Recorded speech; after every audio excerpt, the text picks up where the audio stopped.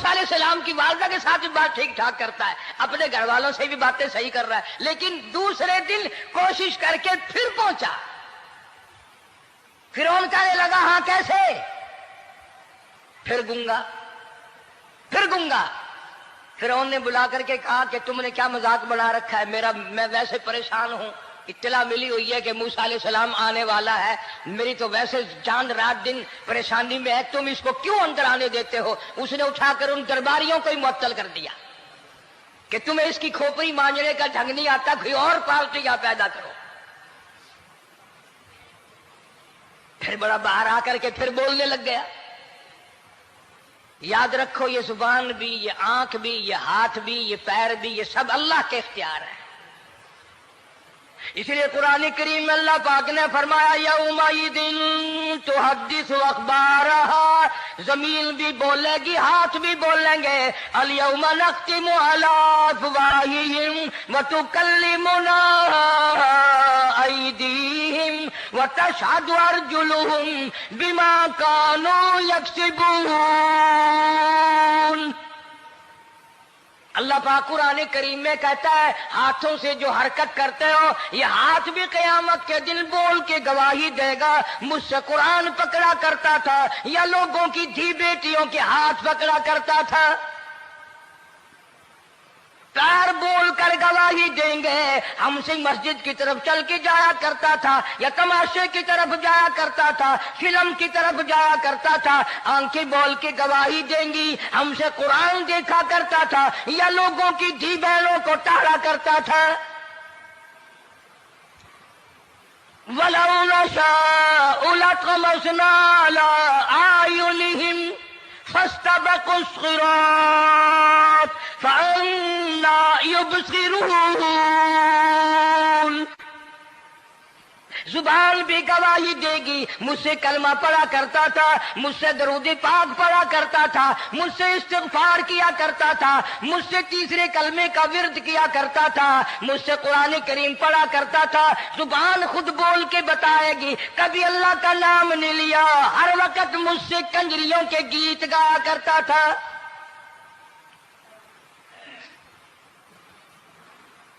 موسیٰ علیہ السلام کی اماں پھر آئی، پریشان ہے،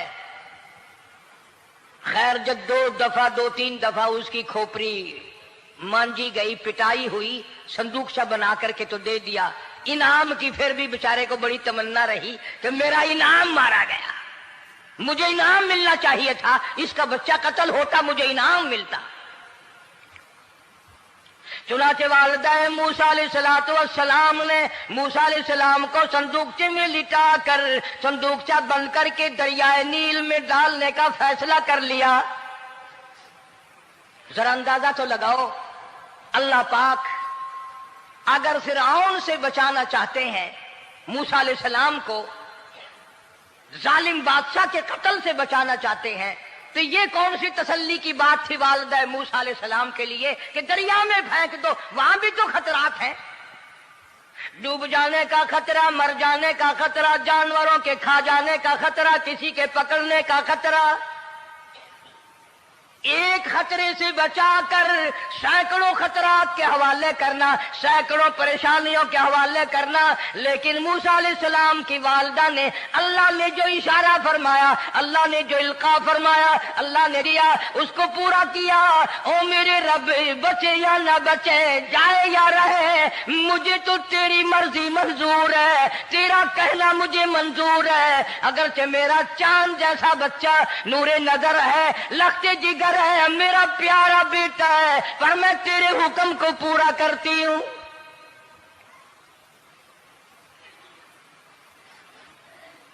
اگر تم میں سے کوئی ہوتا یا میں ہی ہوتا تو کہتا نہیں جی، اتنی دفعہ استغفار کر لیں گے، یہ کر لیں گے، وہ کر لیں گے، کہ دیگ پکا کر چاولوں کی نیاز لگا دیں گے، خیرات کر دیں گے، لیکن یہ تو کوئی عقل مندی نہیں کہ بچے کو دریا میں پھینکنا۔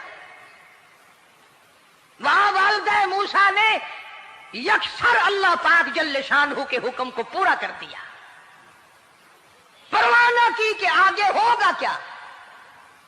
اس لیے قرآن کریم میں اللہ پاک نے فرمایا وَأَوْحَيْنَا إِلَىٰ أُمِّ مُوسَىٰ موسیٰ ان ارضعیہ، اے والدہ موسیٰ میرا تجھ سے وعدہ ہے میں تیرا دودھ تیرے بچے کو پلواؤں گا۔ فَإِذَا خِفْتِ عَلَيْهِ فَأَلْقِيهِ فِي الْيَمِّ وَلَا تَخَافِي وَلَا تَحْزَنِي إِنَّا رَادُّوهُ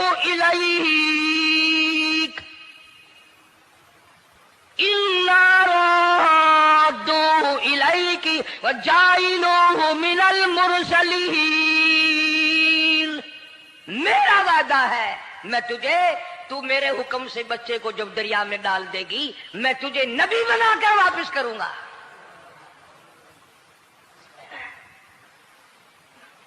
اور قرآن ایک گواہی دے رہا ہے کہ موسیٰ علیہ السلام کی والدہ نے بہن نے مل کر جب دریا میں ڈالا ہے، قرآن گواہی دے رہا ہے کہ موسیٰ علیہ السلام کی والدہ کے دل میں نہ کوئی کھڑکا تھا، نہ کوئی دڑکا تھا، نہ کوئی پریشانی تھی، نہ کوئی خطرہ تھا کہ کیا ہوگا۔